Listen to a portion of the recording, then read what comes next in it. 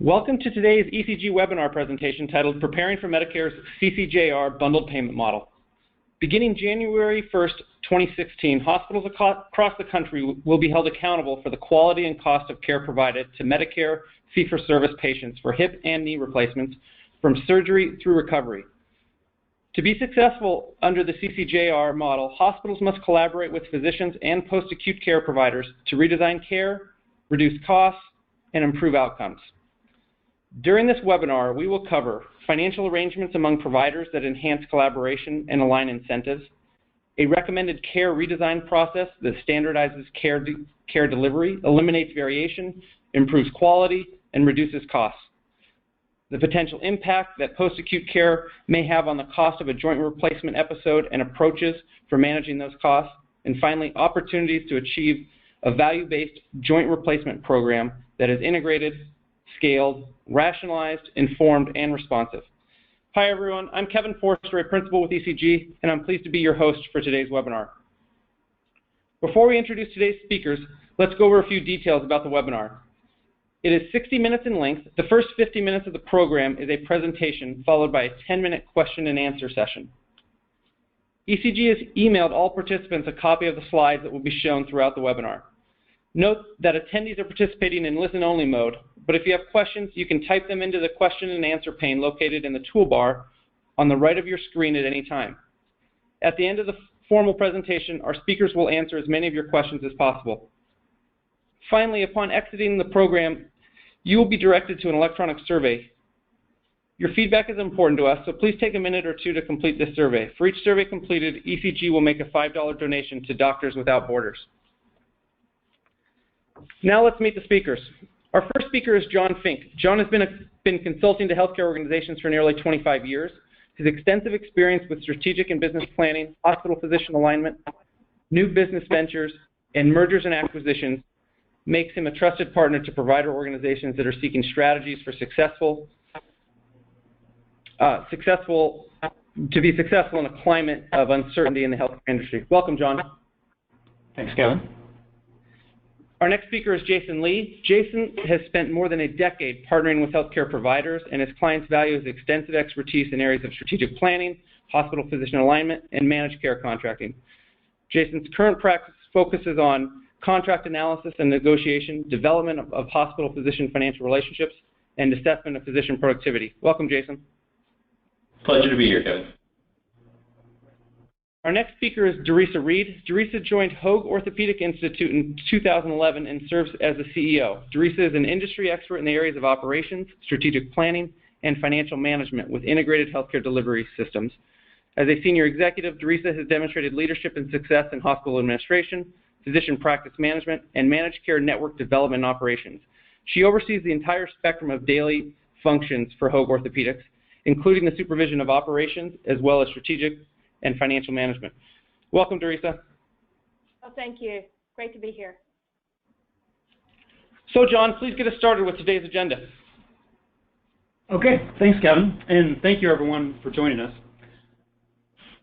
To make the best use of everyone's time today, we'll cover only highlights of CMS's proposed rule for CCJR so that we can spend the majority of our time on what hospitals and health systems should be doing to position themselves for success under CCJR.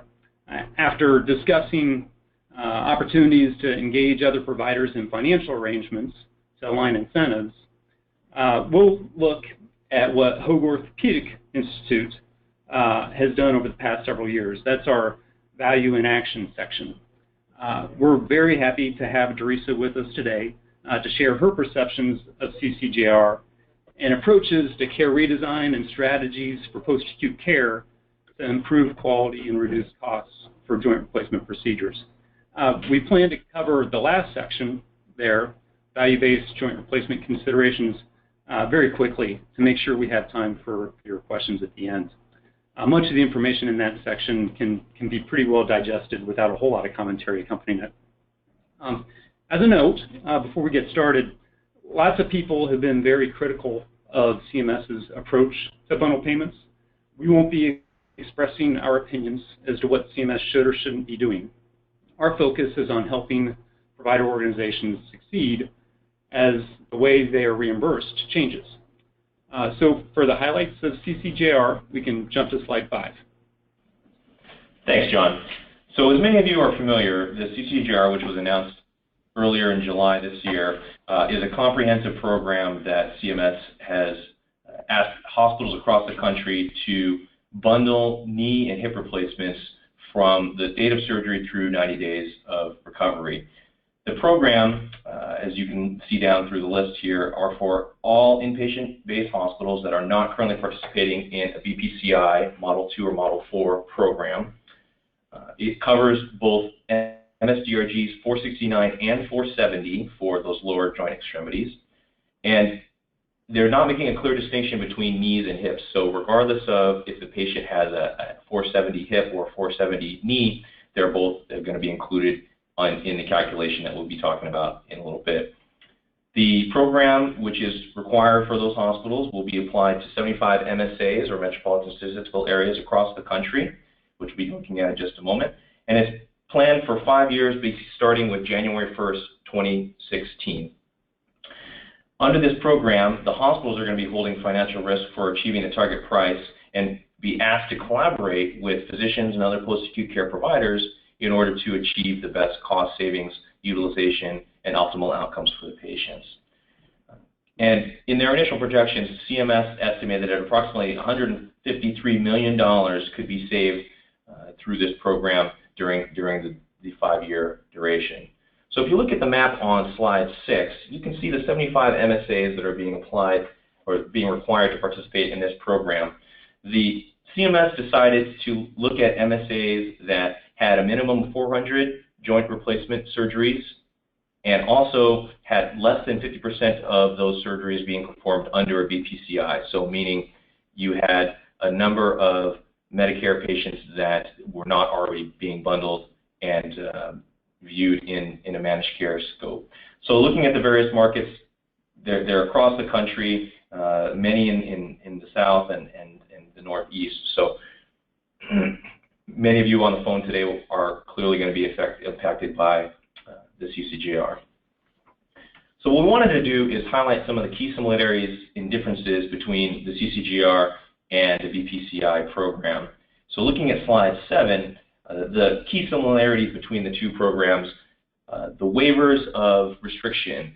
As we all know, CMS is moving in the direction of trying to improve innovation and flexibility in reimbursement so that providers can improve utilization, costs, and care.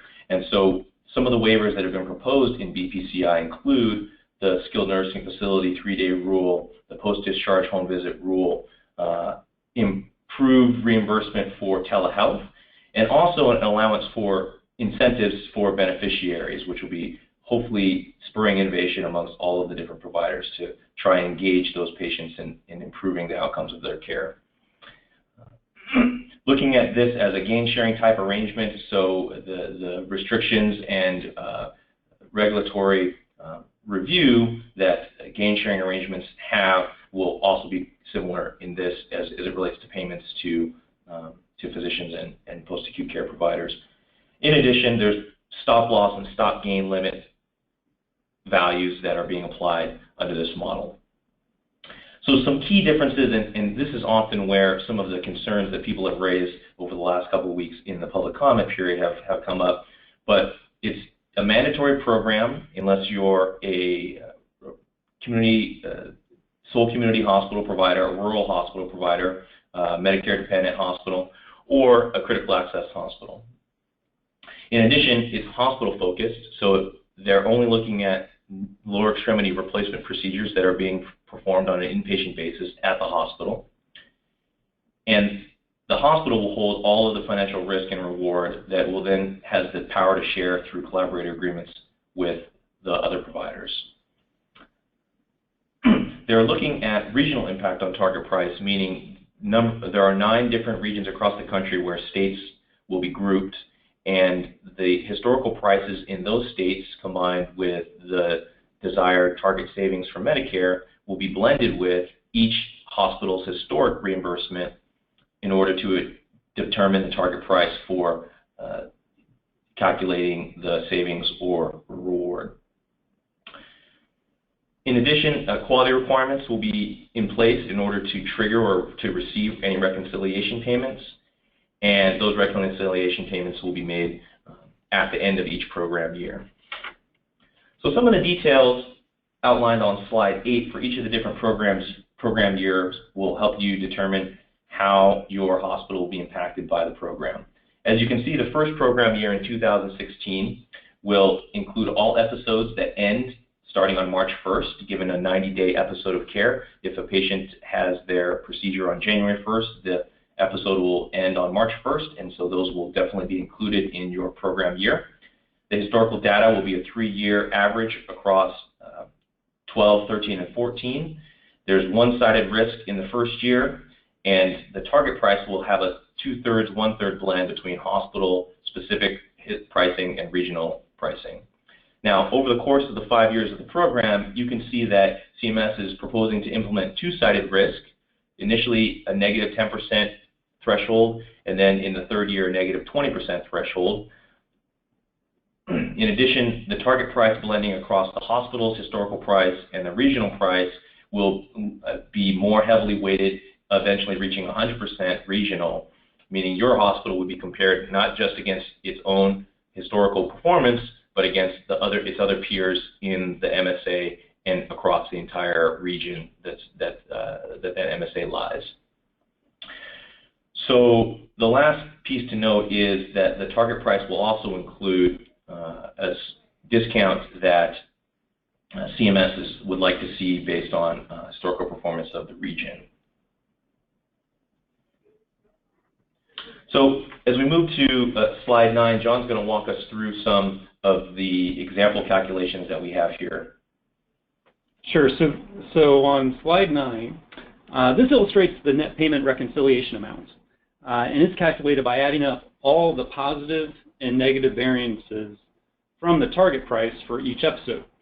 So in this example, episode 1 costs $18,000 and therefore results in a positive variance of $7,000 from the assumed target price in this example of $25,000.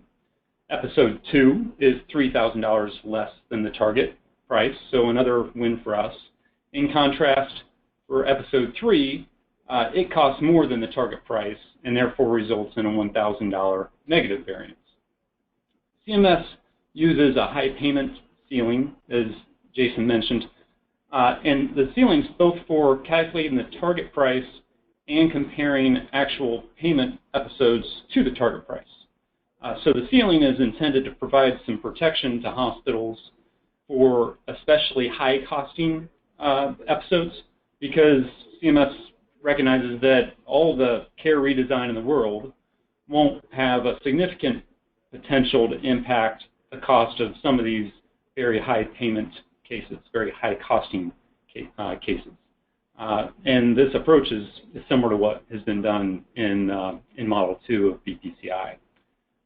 So as a result, in episode 4, this results in a capped negative variance of it's $30,000 instead of the $50,000 that the episode costs actually exceed the target price. So $75,000, there's a target price of $25,000. You don't have a full negative $50,000 variance. You only have a negative $30,000 variance there. Okay. If we move to slide 10, we can see that at the end of the performance year, all the positive and negative variances from the target price are added up to calculate the net payment reconciliation amounts. So that the NPRA is subject to a stop loss and a stop gain. In year 1 of CCJR, there's no downside risk for hospitals. So as Jason mentioned, hospitals won't be required to make a reconciliation payment or repayment to Medicare, even if their costs exceed the target price. In year 2, the downside is limited to 10%, and then the target price in years 3, 4, and 5 is 20%, as illustrated here on this slide. So this slide's assuming that we're in year 3, 4, or 5. The most a hospital can receive as an NPRA is 20% of the target price in all 5 years of the program. So in this illustration, if we assume this is year 3, Hospital 1's costs are $700,000 less than the $2.5 million target, but its gain would be capped at $500,000. On the other extreme, Hospital 4's costs are $700,000 more than the $2.5 million target, but its loss is capped at $500,000 too. Now, these caps are important to understand, but CMS estimates that only about 3% of all hospitals will be affected by the 20% stop loss limit. That means only 3% of all hospitals would have to pay 20% of the target price as a repayment. And CMS believes that almost no hospitals will be affected by the 20% stop gain, meaning CMS doesn't think more than a hospital or two might reduce costs enough to be capped. But of course, we intend to help hospitals do their best to reach that stop gain threshold. So moving to slide 11, and noting that there are a whole lot of details about CCJR that we haven't covered, the other item that we do want to make sure is understood is that to be eligible for repayment payments or reconciliation payments, hospitals will need to meet minimum thresholds on 3 quality metrics. Complication rate and readmission rate are both measured for total hip and total knee replacement Medicare patients only. And then HCAHPS measure is for all adult patients at the hospital. There's an exception for hospitals with insufficient volume to determine performance on any of these measures. And in that case, the hospital is just assumed to have met the threshold for that measure. Also worth noting is that your hospital's current performance, and in the case of the complication rates and the readmission rates, your performance since 2013 is impacting your ability to receive reconciliation payments under CCJR. So for example, readmissions for year 1, that is 2016, your year 1 reconciliation payment depends on your readmissions from April 1st, 2013 through March 31st, 2016, because CMS intends to use hospital inpatient quality reporting programs performance periods for all of these measures. And also, very important on the bottom with a big red arrow, or well, white arrow with red background, hospitals that successfully report voluntary patient reporting outcomes will benefit by having their target price set at a 1.7% discount from the expected episode spending instead of a 2% discount. So, Medicare has taken their 2% cut, but in this case, if you give them some data, they'll only take a 1.7% cut.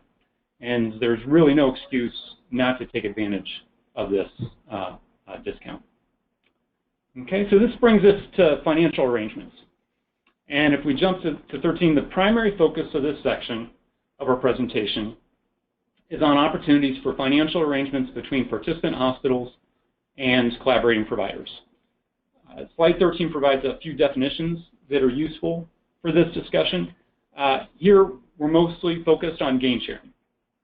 And to preface this discussion, we believe that the potential collaborators who will make by far the largest impact on the cost and quality of care for Medicare beneficiaries receiving joint replacements are joint replacement surgeons. Hopefully that's not a big surprise to anyone. We're going to see later that the big opportunities to reduce costs for Medicare are clearly in post-acute care.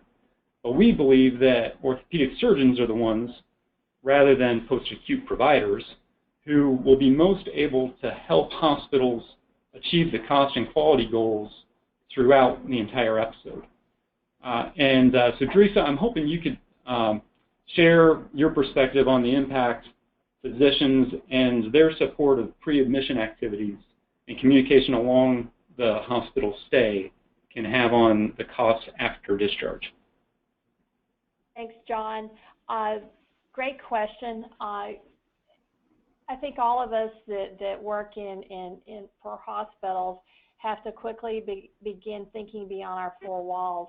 And while it is not rocket science that post-acute care is expensive, we now have to begin to think about how that patient is being discharged out. The ideal situation is that they are prepared enough, both and ready to really return to home. One of the interesting examples that I'm happy to share with the group is in the past year, we really began looking at how many of our patients were making it home versus making it to post-acute care, and began benchmarking that. And as we do quite well here, but again, what is not measured is just not a priority. So we quickly began making that a big priority.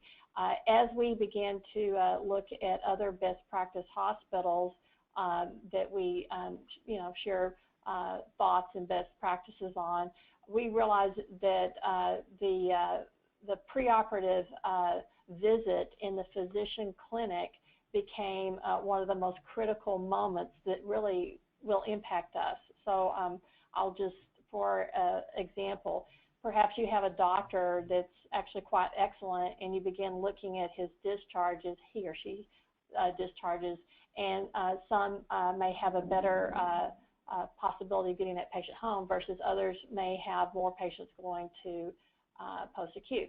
As you dig into that and speak with the surgeon that may be sending too many to post-acute, what we realized is that a lot of those patients could be going home. It was really just a matter of having a proper conversation in that first, in the clinic visit with the physician about, hey, this is what we're going to do, and we're going to want you to be prepared and think about, what this is going to be like, because, you're healthy enough and will do well in the surgery, and we would like for you to end up home. And a lot of this stuff, if you really dig into it, is really based on that early conversation that both the doctor and, again, if you have preoperative education in your hospital, that you're really preparing that patient to and this sounds very simple, but some of your older patients don't want to impose on relatives or whatever, or maybe, it's simple stuff like, who's going to cook for me? So some of this gets into, preparing in advance for elective surgery, have things, prepared meals, frozen or whatever, and get prepared at the house so that you start building that expectation for when it is medically appropriate to get that patient home. So again, this whole idea that now as hospitals, we have to begin to talk to our surgeons and analyze what's happening way upstream before the patient ever enters our hospital. Thanks, Teresa. And that's what our next several slides are going to do is really give us the ammunition to make sure that the surgeons are engaged and helping us with the cost and the quality pieces of all this. So let's jump into gain sharing on slide 14. You can see under CCJR, gain sharing payments can consist only of funds from reconciliation payments and the hospital's internal cost savings. So those are our two sources. The hospital can distribute up to 100% of the reconciliation payments, so if you're on the left side of the screen there, and must provide a specific methodology and formula for calculating and verifying the internal cost savings on the right. These internal cost savings must be based on the design efforts, the redesign efforts, specifically associated with the collaborator to whom the payment is being made. Note down further the gain sharing cap of 50% of the total Medicare approved amounts under the physician fee schedule for services provided to the hospital's CCJR beneficiaries.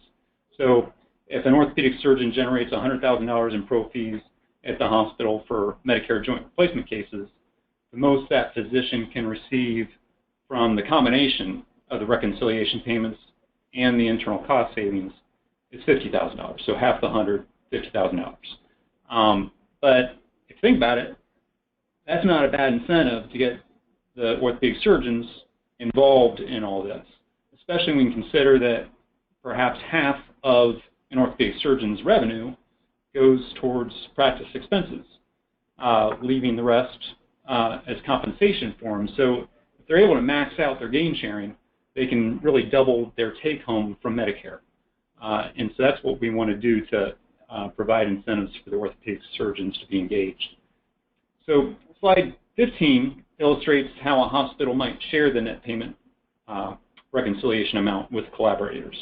In this example, the hospitals put in place participation agreements with collaborators that result in 60% of the MPRA available for the collaborators. The participation agreements, that's a mouthful for me, will likely require certain quality goals, and let's say that some of the goals are missed, causing 20% of the payments to be unearned. The resulting $240,000 for the collaborators would then get pooled with the internal cost savings, or ICS, on the next slide. So let's go to slide 16. So if you look at the ICS payment example, in the one we have here, the program has generated $500,000 of ICS, which let's just, for example's sake, is a result of all joint implant cost savings. And the agreement between the collaborators and the hospital indicates that a 50-50 split is agreed to. So the hospital has $250,000 and the collaborators have $250,000 in their pool. Now, the agreement that you enter into with your collaborators may also have some quality goals, which in this example indicates that 80% of those goals are met, 20% were not, leaving $200,000 of the $250,000 that were in the initial ICS generated pool for the collaborators. Those funds will then be combined with the generated savings, NPRA generated savings that John just illustrated for you, resulting in a total of $440,000 in the collaborators pool. Now, as we talked about before, the collaborators are only allowed to be paid out at 50% of the Medicare allowable reimbursement. So in this example, unfortunately, some of the physicians have already reached their cap. So 90% did not, 10% did, and so the collaborators pool is reduced by the amount that of those physicians that already would exceed the cap. So when you finish walking through the example, the collaborators pool is the $396,000, and then the hospital's earnings or savings, including the portion of the collaborators pool that was either unearned or impacted by the cap, is $604,000 when you add in the ICS and the NPRA amounts. Now, this assumes that the hospitals are able to achieve a savings. As we move to slide 17, if the hospital and the collaborators are not able to achieve a savings, then alignment payments have to be made back to CMS. A couple of notes about this. Similar to how the payments cannot exceed 50% of the reimbursement for the physician collaborators, the alignment payments also cannot exceed that amount being requested back to CMS. And in fact, no single collaborator payment can exceed 25% of the total repayment amount. So if your hospital facility owes CMS $100,000, then no single physician can be responsible for $25,000 of the $100,000 repayment back to CMS, even if by proportion they would they represent more than that in terms of the volume and patients. The program calls for a 25% cap on what they're responsible for. And all of those payments are made via electronically through with CMS. So if we move on, the next section is titled Value in Action. And if we go to slide 19, we're calling it Value in Action because when it comes to providing value for joint replacements, there's really no place like Hoag Orthopedic Institute. HOI was formed in 2008, and it is a joint venture between Hoag Memorial Hospital Presbyterian and 35 orthopedic physicians. HOI owns a 70-bed, 9-OR orthopedic specialty hospital and Orange County's two largest orthopedic-focused ASCs. HOI Hospital, where all of HOI's Medicare lower extremity joint replacements are performed, it opened in late 2010. On slide 20, you can see HOI has the highest volume of hip and knee replacements in California. It'll have about 3,000 this year, and over half of the hospital's volume is hip and knee replacements. And it's worth noting just on this slide, the source underneath the columns there, the 2015 annual outcomes report, all of the information on the next few slides is publicly available. And I'd be happy to send you the outcomes report. Teresa and Dr. Gorab and their team do a fabulous job on this. They report their outcomes to the public every year. If we move to slide 21, you can see clearly HOI will not have a problem when it comes to meeting HCAHPS metric, given that it's top 1% of all hospitals in patient satisfaction. And then on slide 22, we can see that being focused solely on orthopedics gives HOI a clear advantage in quality metrics, like in this case, readmission rates. So the impact, though, I think that people need to realize is the impact of the quality that's being delivered is a significant reduction in costs. So if we just think of the readmissions, here, if we compare a 2% versus a 4%, for a place like HOI, that's 60 fewer readmissions just for the joint replacement cases.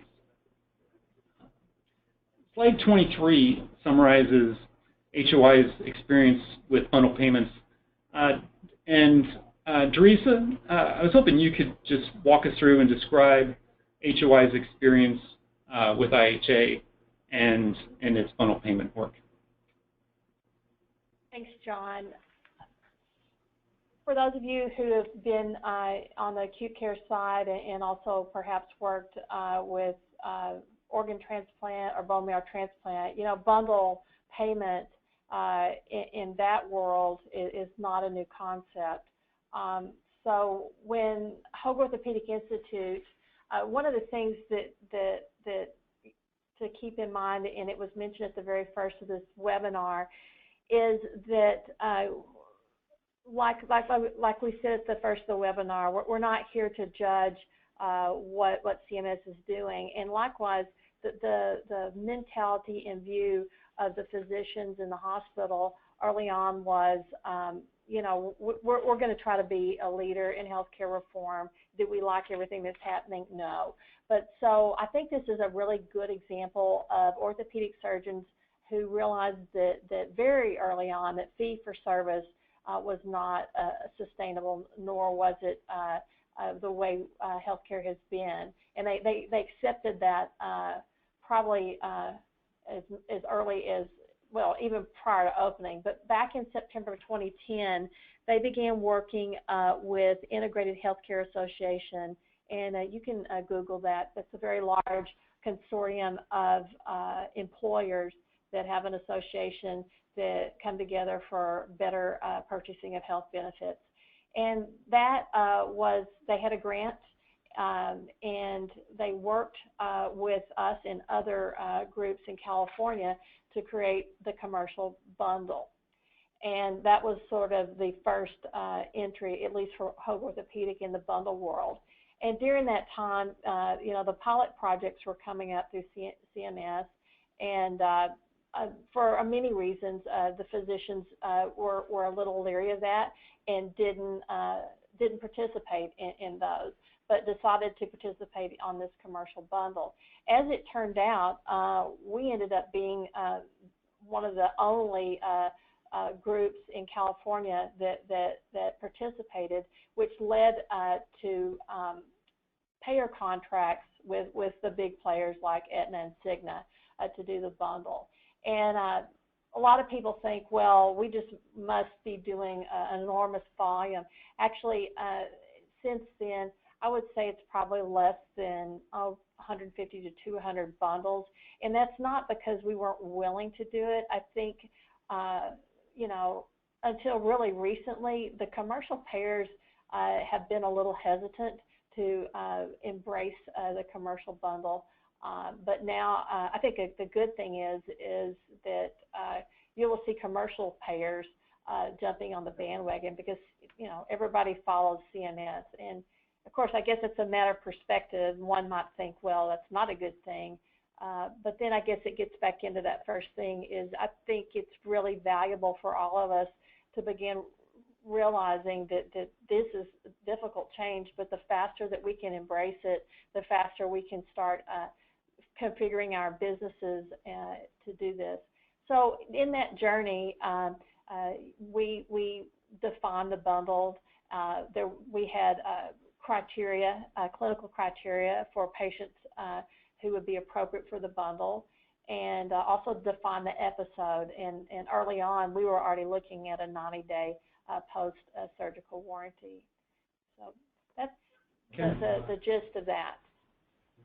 Thanks. And the timing of it was interesting too, because IHI was getting this together right at the same time that HOI was opening the orthopedic hospital. So it worked out pretty well. And we moved to the next section here. It's really focused on care redesign. And care redesign was a big piece of what HOI did when it very first opened the hospital. And slide 25 is a bit busy, but it identifies the major areas for a leadership team to put resources towards for them to clinically and financially collaborate, especially between the hospital and the clinicians involved in a joint replacement episode.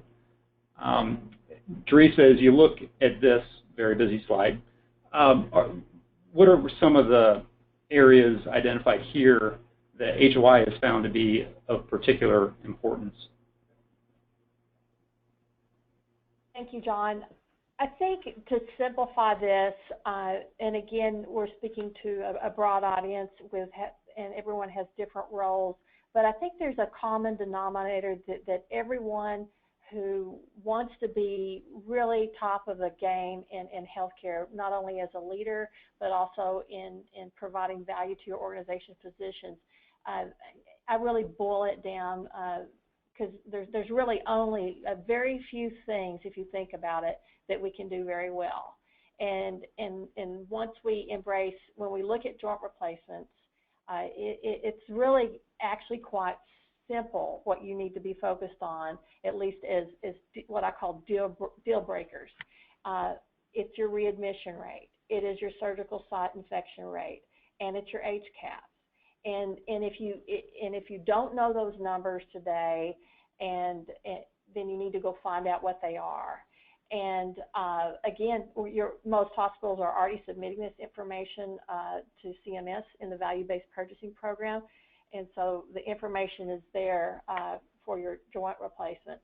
So with that in mind, you'll hear me frequently, if you worked in my hospital, I mean, data is king.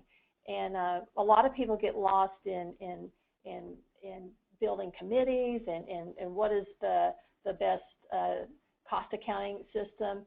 And I would just say, get to your data very quickly, then find out in that data who are the key drivers of volume, because you know if you can get them on board, then you're going to be able to impact those metrics.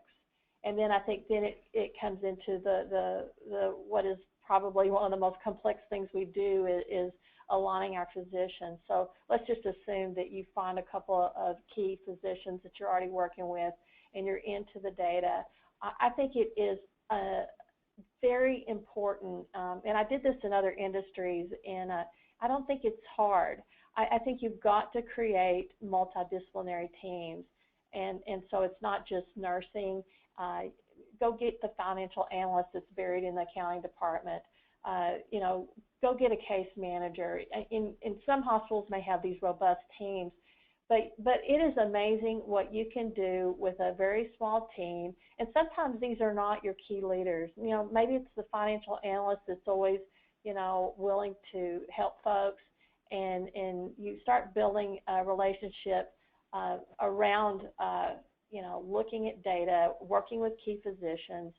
After you have the data and you have the physicians and you dig into the details, you quickly begin to figure out where you need to be standardizing protocols.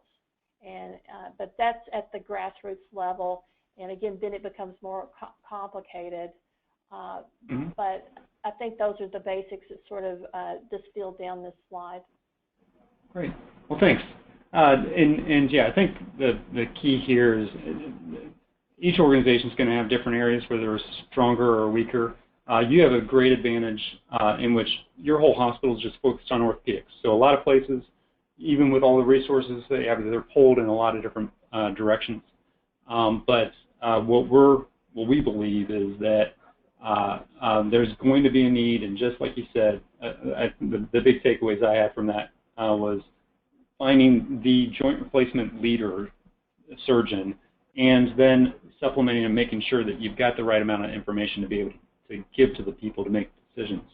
And that moves us to a lot of a little easier slide on 26, where we've just listed out here steps that we recommend a hospital take with a core set of physician leaders.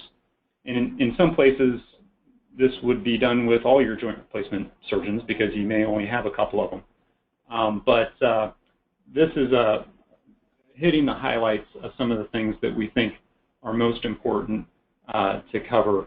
But a big point is that credible, reliable, and timely data is going to be necessary to support the redesign process and to provide continuous improvement efforts for this. If we move to slide 27, we see the big opportunity for Medicare. And for major joint replacement cases, spending on post-acute care within, and this is a 30-day rather than 90-day perspective, but the average for post-acute care is about $8,000, but the range is quite broad. And so if we want to get the cost of every joint replacement episode down to be $18,000, which is the left column, we're not going to be able to get there by changing the costs that the hospital or the physician incurs. The only way would be to cut the big variance in the post-acute care costs. Teresa, you mentioned some of what you've done in this area at HOI. You mentioned a story when we talked not long ago about a physician who, it was sort of once you provided the information about post-acute, care and how he varied from other doctors. What are some of the, one or two big takeaways that you had from your process in trying to make sure you had a control over the process and how you communicate with patients and how the doctors communicate with patients about their discharge? Thanks, John. This is, this would be a five-star physician, and not only clinically, but also just in his leadership abilities. So when I give this example, I'm sensitive to the fact that it may not be this easy, but really it was uncovered when we began to compare data. So when I say that, take all your physicians and look at the discharge to where those patients are going, and do that privately within your administrative finance team first. Make sure the data is correct. And in our case, we also had some other top performing hospitals that we had some idea of what were best practices. And so once we had the data and sort of how that physician compared, our director of clinical quality just privately sat down with him and just says, hey, take a look at this. And he's like, wow. And this situation was so simple. He's got a great rapport with his patients, and it was really a matter of him just switching to say, hey, we need to plan for you to go home. And obviously you would not say that if it wasn't medically achievable and appropriate for that patient. But for people who can go home, that's a good thing. So I think data always gets back to it, and being respectful and just showing them. And again, we begin to have internal conversations on our preoperative education about reinforcing this idea of, great, you're ready for surgery, let's get prepared. And part of that is to get prepared for when you return home and what will you need there. Thanks, Teresa. Our last section here, I want to transition to that since we're running short on time. This is intended to provide a framework for you to consider when thinking of what your joint replacement program needs to do to be successful under bundle payments. So on slide 29, we show that we believe that successful joint replacement programs will need to be optimally integrated, scaled, rationalized, informed, and responsive. The next several slides explain what we mean by these characteristics and what actions we would suggest hospitals take to develop the competencies required to improve the hospital's competitive position under value-based reimbursement.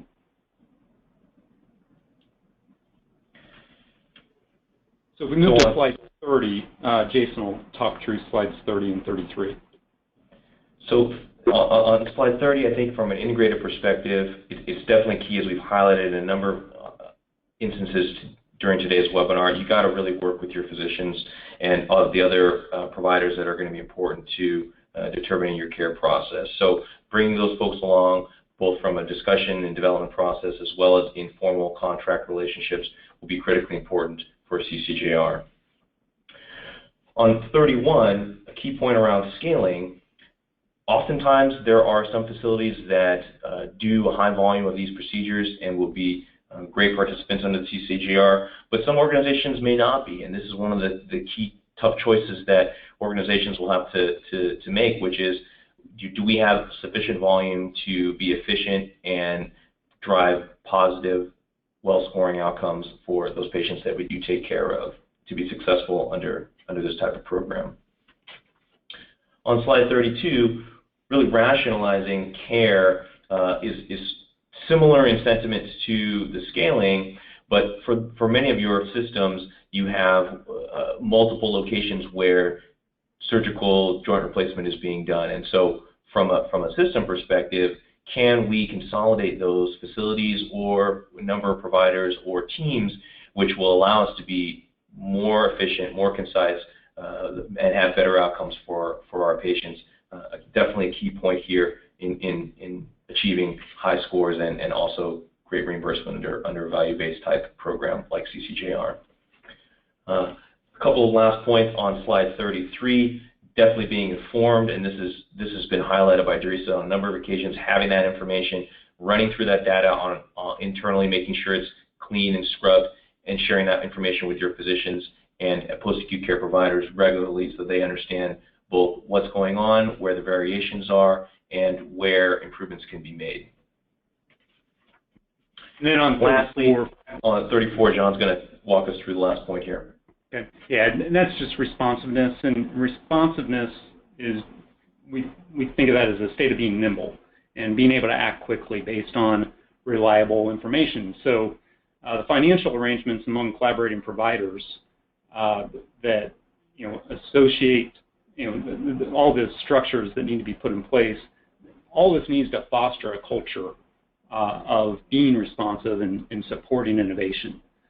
So during the CCJR, hospitals and the collaborating providers are going to need to make course corrections along the way. So you may have clinical outcomes informing the organization of problems with infection control. You may have cost variance among your skilled nursing facilities or your home health agencies that indicate you need new partnerships with those organizations. So responsiveness allows the enterprise to adjust and execute new strategies so they can be more integrated and scaled and rationalized and informed. So here really the takeaway is that you need to start engaging the senior executives and physician leaders in discussions to establish a culture that shares control, promotes accountability, and empowers those who are in the position to impact the quality and cost of care. So before we go to our Q&A, I just want to comment that for several years now, many hospitals and health systems that we've been supporting have been operating with one foot in the fee-for-service dock, and another foot in the value-based reimbursement boat. And we think for joint replacements, at least, it's time to leave the dock. And we think that doing so will not only help you succeed under CCJR, but it'll also help create a path that you can use to extend what you learned with joints and be able to apply it to other orthopedic services and then also to other service lines across the hospital. So, Kevin, I'm wondering if anyone's still out there. Well, John, I'm thinking so just based on the number of questions we have. So first, just thank you to all three of you. That's a lot of information to cover in a short amount of time. Let me launch into some of the questions, and I'm not sure we'll be able to get to all of them, but Teresa, this first one may be more directed towards you, so I'll let you lead off, and then John and Jason, you can chime in. You mentioned just the importance of data, and essentially you can't manage what you can't measure. Where do you look to in terms of some of the benchmarks that you use? Are they internally driven? So the question was really around source of benchmarks. You had mentioned also such as percentage of patients that are discharged to home versus post-acute. Where do you get your hands on that data, or are they internally generated? Can you speak to that? Okay, I'll be brief. There's two places that we get our data. And again, we learned this by making this commitment to publish our outcomes several years ago, because then we had to say, well, what are the benchmarks? And several years ago, not too long ago, I began to adopt the belief that the gold standard in quality would be around what Medicare was asking us in the value-based purchasing program. So in what seems to be the old days, there used to be centers of excellence that were given by insurance companies. And I believed early on that the big sort of deal breaker and equalizer was going to be what Medicare. So again, a lot of our goals and everything are very focused around the metrics that come out of the value-based purchasing program. And then the discharge to home, again, every hospital, you can get that in their systems because your case managers know. So we get that type of information. That's new information that I'm so grateful we started looking at last year because had we not, we would have probably not done as well on value-based purchasing. So some of this stuff, there's actually incentives now if you're looking at it. Again, we keep it really simple. So, you can, and also there's industry standards in orthopedics about infection rate and readmission rate. But the main thing is, and obviously HCAHPS, but we keep it very basic. If you're not doing well on what you're submitting to the government, you've got big work to do. And then on the discharge to home, you should be able to get that out of your just baseline systems, but it shouldn't be that hard to collect. Kevin, the data is an area that there's only so much you can cover in an hour. We probably should have covered this a little bit better. There's something important. First thing that people need to know is CMS is going to provide you a bunch of data, but you've got to ask for it. So CMS is going to tell us how we make the request for the CCJR data, and the earliest that we'll be able to ask for the data is January 1st, 2016, and the data will be available within a couple months of when you ask for it. We know that we're going to get 3 years of beneficiary level claims data from CMS, and that they'll send quarterly updates that'll have 6 quarters worth of data. The data is going to include the post-acute care and readmission data. You'll also get regional data since the regional costs are impacting the target price. But the regional data won't be at the same beneficiary level. It'll be higher. You'll get aggregate regional data on the total average, on the average total costs. But when you get the data, it'll be time to start doing, as Teresa was saying, you got to start putting that to use to inform your care redesign efforts. You'll want to look at post-acute care usage, SNF versus home health, how SNFs vary in length of stay from one to another. Do you have cases with, things, as the previous slide show, you have hospital lengths of stay that are real short, but then you have long SNF lengths of stay. So there will be a lot to do with all that data, and it'll really be it's a core competency that well, I guess it's a competency that hospitals need to make core to their organization. Thanks, John.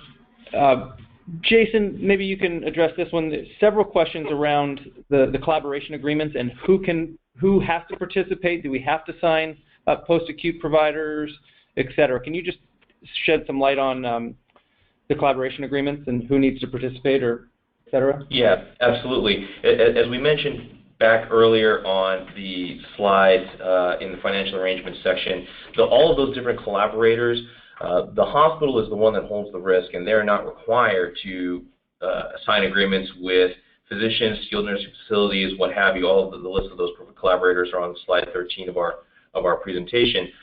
So the physicians and skilled nursing facilities, therapists, what have you, that want to participate in the program more actively and also earn savings dollars from that, the hospital can decide who they want to reach agreements with. So they're not required to reach agreements with any of those providers. Great. Okay. And then in terms of, can you also, Jason, speak a little bit about the Medicare Advantage patients? And there's several questions related to MA patients, and can they participate or not? Yeah, that's a great question. And so from our understanding on the proposed rule, Medicare Advantage patients will not be included in the calculation. So these are only the fee-for-service Medicare patients. If you have a high Medicare Advantage population at your facility, you can certainly apply the care protocols and outcome measures to those patients, but they're not going to be looped into the calculation for the CCJR savings or alignment payments. Yeah, Kevin, I'd just add, because I know we're running short on time, that there's a lot of information out there with a simple Google search for some of the details that we sort of brushed over, but it will be important to know things that we didn't cover about with if you're also in a ACO, what happens with DPCI, but a lot of information out there available to people. Well, John, maybe we've probably got time for one more question, and so let me just end it with this, and then obviously, folks, your contact information is here, and folks will be able to contact our speakers. But can you speak a little bit about how, if your program is drawing patients from outside of the MSA or broader community, are all cases included in this program, or are there certain restrictions from a geographic standpoint? If your hospital, if you're in an MSA, you're a hospital and you're eligible for this, well, not eligible, you're required to be in this. Any patient, regardless of where that patient comes from, so HOI would be a great example. Patients come pretty far to be seen at HOI. If patients travel in and they're Medicare patients, fee-for-service Medicare patient, then they're in. It's not where the patient lives; it's where the hospital resides. I think that's what the question was about. That is. Thanks, John. Appreciate it. I know we didn't get to all the questions. We're running out of time here. I would like to just take a moment and just again thank the speakers for your expertise in sharing your time, and thank the audience for joining.